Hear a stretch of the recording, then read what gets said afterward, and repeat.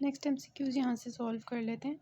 तो WHO grading of the trachoma में क्या क्या होता है, आपके पेज नंबर लिखा हुआ है 64 पर, ठीक है, जिसमें उन्होंने बताया हुआ है कि जो ट्रैकोमा होता है ना उसमें फिस्टो होता है, FISTO, जिसमें F for follicles, I for inflammation, S for scarring, T for trichiasis and O for क्या होता है जो हो जाती है बिल्कुल ओपेसिटी हो जाती है, ठीक है। तो इसमें F for follicles, I inflammation, S scarring, T for trichiasis और O फॉर जो है वो ओपेसिटी होती है, पेनिस फॉर्मेशन नहीं होता। तो इसका करेक्ट ऑप्शन क्या होगा, E होगा।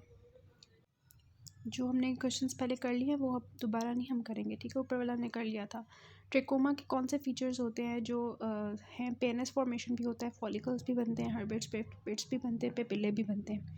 क्या चीज़ नहीं बनती, ट्रांटास डॉट्स नहीं बनते, ये आई थिंक एलर्जी वाले के अंदर बनते हैं ट्रांटास। फिर नेज़ोलेक्रामल डक्ट जो होती है किस में ओपन होती है, तो ये कहाँ ओपन होती है, इन्फीरियर के अंदर खुलती है, इन्फीरियर मीटर्स के अंदर खुलती है, ठीक है।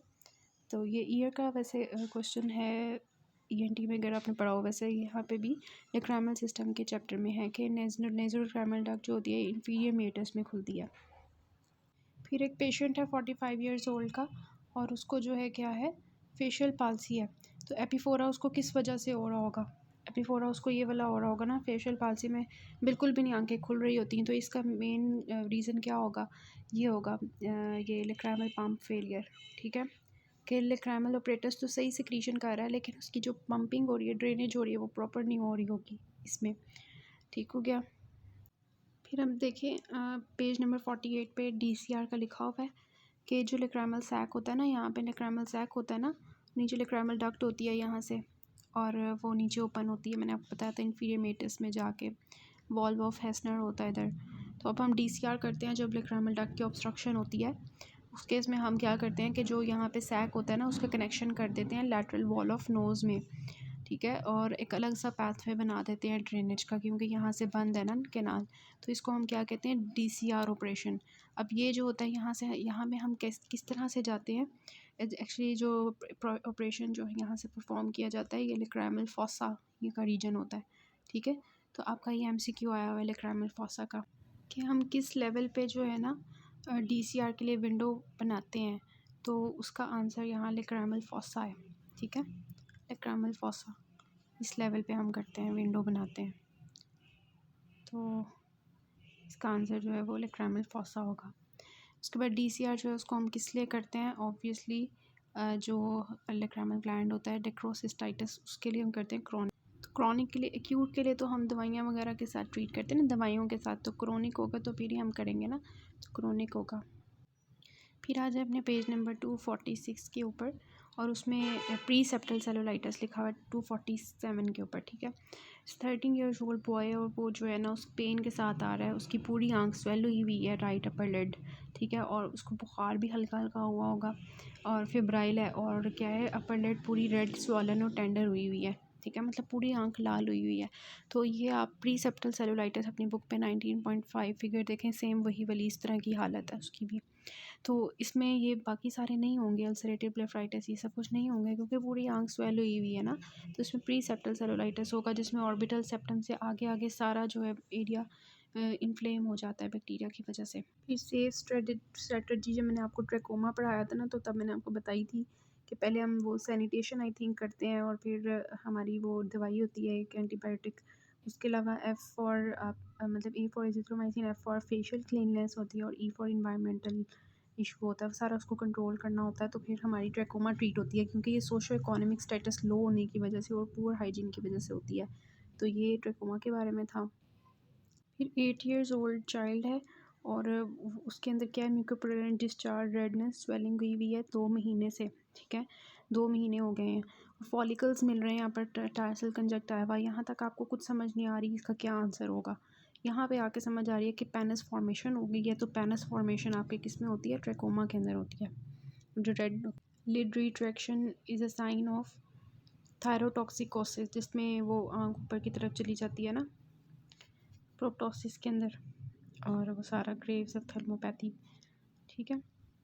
तो ये थे MCQ। नेक्स्ट से हम देखते हैं लेक्रामल सिस्टम यहाँ से सिक्वेली ऑफ द क्रोनिक डेक्रोसिस्टाइटिस क्या हुआ है कि लेग्रामल सैक जो उसकी इन्फ्लेमेशन हुई है बहुत अरसे से, तो अब क्या हो सकता है, लेग्रामल एब्सेस बन सकती है ना, वहाँ पे एक बड़ा सा सैक बन जाएगा। पेनऑप्थेल्माइटिस मतलब अगर बहुत ज़्यादा ट्रीटमेंट मतलब फैल जाता है तो उसकी वजह से पेनऑप्थेल्माइटिस भी हो सकता है, तो इसके ऑल ऑफ द अबव होगा। देन टीयर फिल्म की कौन कौन सी लेयर्स होती है, म्यूकस लेयर होती है, एक्वियस होती है, लिपिड लेयर होती है। पता है सबसे पहले we have the aqueous layer, lipid layer होती है, दरमियान में बहुत बड़ी एक्वियस लेयर होती है, ये लार्ज एक्वियस लेयर होती है, लिपिड लेयर होती है, म्यूसिन लेयर होती है, ये टीयर फिल्म की, ठीक है। और उसके बाद DCR ऑपरेशन जो है विंडो किस लेवल पे बनाई जाती है हमने देख लिया था, लिक्रामल फॉसा। फिर आप उसी पेज पे रहें, 46 पेज पे लिखा हुआ है कि जो है एक्चुअली कौन कौन से ग्लैंड्स होते हैं जो ये प्रोड्यूस कर रहे होते हैं। लिपिड लेयर जो होती है वो कौन प्रोड्यूस करता है, मेबोमियन ग्लैंड और ग्लैंड्स ऑफ जीज प्रोड्यूस करते हैं। फिर जो एक्वियस लेयर होती है उसको कौन प्रोड्यूस कर रहा होता है, वो नज़र आ रहा है आपको, मेल रेक्राइमल ग्लैंड प्रोड्यूस करती है, पानी वाली लेयर, ठीक है, और क्रॉस और वुल्फरिंग प्रोड्यूस करते हैं।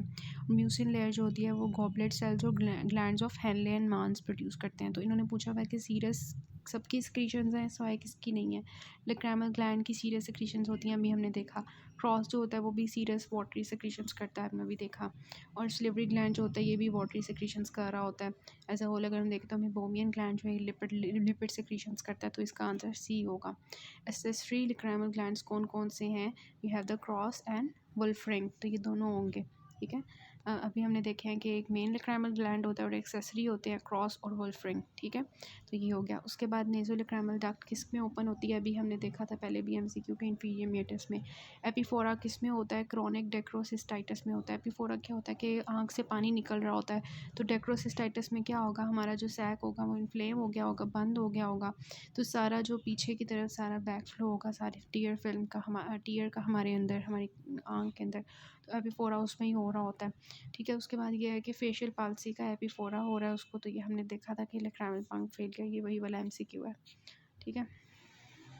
चूबी का MCQ आया हुआ है कि कौन सी ऐसी डिजीज़ है जिसमें सिमेट्रिकल इनलार्जमेंट हो जाती है सिलिवरी ग्लैंड की और हमारे लेक्रामल ग्लैंड की, तो दैट इज़ कौन सा होगा, ये मिक्यूलिक सिंड्रोम होगा, ठीक है, मिक्यूलिक सिंड्रोम। उसके बाद ये देखें कि कौन कौन सी कॉजेज़ होती हैं कैनालिक्यूला के बंद होने की, स्कार, फॉरेन बॉडी, ठीक है, और आइडोक्सी यूरिडीन जो आई ड्रॉप्स हैं वायरल इन्फेक्शंस के लिए जो हम लेते हैं, इनके यूज़ की वजह से कैनालिक्यूलर ब्लॉक हो सकते हैं। उसके बाद ये भी हमने MCQ देखा था कि क्रोनिक डेक्रोसिस्टाइटिस के अंदर क्या होता है, ये सीक्वेले हो सकते हैं, उन्होंने वो पेनऑप्थेल्माइटिस हो सकता है, टॉनिक सैक बन सकता है, एब्सिस बन सकती है, उसमें से आपने बताया था कि सारे हो सकते हैं।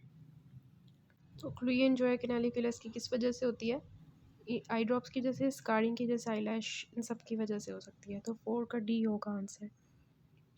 आईलैश एक्चुअली फॉरेन बॉडी में आती है ना, तो फॉरेन बॉडी की वजह से भी हो सकता है। फिर आता है कि टीयर में जो सॉलिड्स होते हैं उनमें कौन कौन से आते हैं, तो एज अ होल अगर हम देखें तो इसमें हमारे जो आंसू होते हैं उसमें सोडियम क्लोराइड होता है, उसमें शुगर होता है, उसमें यूरिया होता है, उसमें प्रोटीन होता है, और इसके अलावा एंजाइम्स होते हैं बैक्टीरियासिडल, ठीक है। तो सोडियम क्लोराइड भी होता है, शुगर भी होता है, प्रोटीन्स भी होती हैं हमारी टीयर्स। फिर मोस्ट कॉमन जो ट्यूमर होता है ना लेक्राइमल ग्लैंड का, वो मिक्स ट्यूमर होता है, ये आपने याद रखना है, प्लियोमॉर्फिक एडिनोमा, आपने पढ़ा होगा, ये हमारे जो है पेरोटिड ग्लैंड का भी ट्यूमर होता है प्लियोमॉर्फिक एडिनोमा, तो इस तरह से याद कर ले। लेक्राइमल ग्लैंड का भी जो मोस्ट इंपॉर्टेंट होता है वो मिक्स ट्यूमर होता है। नेक्स्ट आता है कि ये सब म्यूसिन डेफिशिएंसी डिजीज़ होती हैं, एक्सेप्ट मतलब इन सब डिजीज़ में म्यूसिन की डेफिशिएंसी हो जाती है, कौन सी होगा, क्या कि गोबलेट सेल्स जो होंगे ना वो ख़त्म हो जाएंगे उसकी, ठीक है। अब किस किस में होता है, विटामिन A डेफिशिएंसी में, ट्रैकोमा में होता है, स्टीवन जॉनसन सिंड्रोम में होता है, इसके अलावा होता है बर्न्स की वजह से, इसके अलावा ऑक्यूलर पैम्फिगोइड की वजह से, एरिथमा मल्टीफॉर्म की वजह से, ड्रग्स की वजह से, इन सब में क्या होता है कि म्यूकस जो होता है ना उसकी डेफिशिएंसी हो जाती है गोबलेट सेल्स की डिस्ट्रक्शन की वजह से। लेकिन एक्सपोजर केराटाइटिस में ऐसा जिस तरह कुछ नहीं होता, ठीक है, तो एक्सपोजर केराटाइटिस इसमें नहीं आएगा। प्लियोमॉर्फिक एडिनोमा मैंने आपको कहा कि मोस्ट कॉमन ट्यूमर होता है लेक्राइमल ग्लैंड का, मिक्स ट्यूमर इसे कहते हैं, और इसके बारे में ये है कि मिडिल लाइफ में ये ज़्यादातर होता है, ठीक है। और इसमें होता क्या है कि पेनलेस स्वेलिंग होती है, आहिस्ता आहिस्ता बढ़ती है अपर लिड के अंदर, ठीक है, पता भी नहीं चल रहा होता, मतलब हमें लगता है कि पता नहीं कैसे ना अपर लिड के ऊपर ना स्वेलिंग शुरू हो जाती है और आहिस्ता आहिस्ता प्रोग्रेस करती है पेनलेस सी ना। तो इस तरह से ये ट्यूमर राइज़ करता है और इसकी वजह से भी मैकेनिकल टोसिस हो जाती है, तो हमें इसे उतारना पड़ता है। तो ये इसके बारे में था। तो अब ये है कि ये स्क्वेमस मेटाप्लेजिया कर सकता है, प्लियोमॉर्फिक एडिनोमा, ठीक है, ट्यूमर में चेंज हो सकता है, मेटाप्लेजिया हो सकता है इसका, और इसकी बायोप्सी हमें करनी चाहिए। उसके बाद ये है कि इसको निकालना चाहिए। ऑब्वियसली ये सारा कुछ होगा इसमें 12D, ठीक है। तो इसका आंसर क्या होगा? All of the above. जो कंजेनिटल डेक्ट्रोसिस्टाइटिस होता है ना, इसका ट्रीटमेंट ऑफ चॉइस ये होता है सिरिंजिंग एंड प्रोबिंग। डीसीआर नहीं करते हम, बहुत कम केसेस में डीसीआर करते हैं। सबसे पहले तो मदर का काउंसिल ही करते रहते हैं ना कि जो है आप इसको मालिश करें, यहाँ पे मसाज करें लेक्राइमल। फिर अगर नहीं ठीक होता है तो फिर हम सिरिंजिंग एंड प्रोबिंग जो है वो करेंगे, ठीक है। तो डीसीआर तो इसका ट्रीटमेंट ऑफ चॉइस है ही नहीं है, ये बहुत कम केसेस में करते हैं। तो उसके बाद आता है 14 का, tumours are produced in newborn. ये तो आपको याद हो गया होगा कि 1 महीने के बाद जो है न्यूबॉर्न के अंदर टीयर्स की प्रोडक्शन होती है, उससे पहले नहीं होती, ठीक है। ट्रीटमेंट ऑफ ड्राई आई क्या होगा? हम ड्राई आई को आर्टिफिशियल टीयर से भी ठीक कर सकते हैं, विटामिन ए भी देंगे, ऑब्वियसली ड्राई आई हुई है। और तीसरा ये कि जिलेटिन प्लग्स होते हैं, ये हम उसके अंदर डाल देते हैं, जो है आपके जो होते हैं ना पंक्टा, उनके अंदर हम प्लग्स डाल देते हैं, मैंने आपको बताया था। जिसकी वजह से क्या होता है कि पीछे ही रहता है टीयर्स इधर पीछे रह जाते हैं आँख के अंदर, वो जमा होते जाते हैं, तो वो ड्रेन नहीं होते, ड्रेन कम होते हैं, तो फिर ड्राई आई ट्रीट हो जाती है। फिर मैं थोड़े से एमसीक्यूज डिस्कस कर लेती हूँ। 35 ईयर्स ओल्ड मेल है और उसको क्या है, मीडियल कैंथस पे पेनफुल सी स्वेलिंग है, मीडियल कैंथस पे है और फ्यू डेज़ में है, मतलब एक कुछ दिन हुए हैं। तो हमने जैसे ही प्रेशर अप्लाई किया तो जो पंक्टा है इसके थ्रू बाहर आना शुरू हो गया, क्या जो है पस बाहर आना शुरू हो गई। तो उसको क्या है, एक तो मैंने बताया कि 35 ईयर्स ओल्ड है और दूसरा मैंने बताया कि जो है वो एक्यूट है, ठीक है। तो एक्यूट डेक्रोसिस्टाइटिस होगा। इसी तरह हमारे पास एक और है कि 45 ईयर्स ओल्ड लेडी है, मीडियल कैंथल स्वेलिंग है, एपिफोरा है 2 दिनों से, और रिगर्गिटेशन हम परफॉर्म नहीं कर सकते थे क्योंकि उसको बहुत ज़्यादा पेन थी टचिंग में। तो अब उसको क्या होगा, एक्यूट डेक्रोसिस्टाइटिस था, उसमें रिगर्गिटेशन टेस्ट जो होता है वो परफॉर्म नहीं किया जाता ना, बहुत दर्द होती है पेशेंट को। उसके बाद क्या आया हुआ MCQ के म्यूसिन लेयर कौन कौन प्रोड्यूस करता है?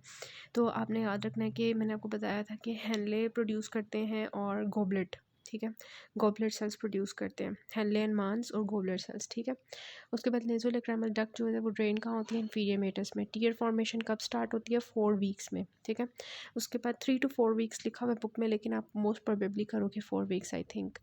और उसके बाद क्वेश्चन नंबर 7 है, इसके अलावा है कि मदर जो है ना आपके पास आई है, 3 साल का उसका बच्चा है और उसकी उसी तरह मैटी डायलैशिस है और सारा म्यूकस डिस्चार्ज हो रहा है, बहुत ज़्यादा वाटरी आइज़ है।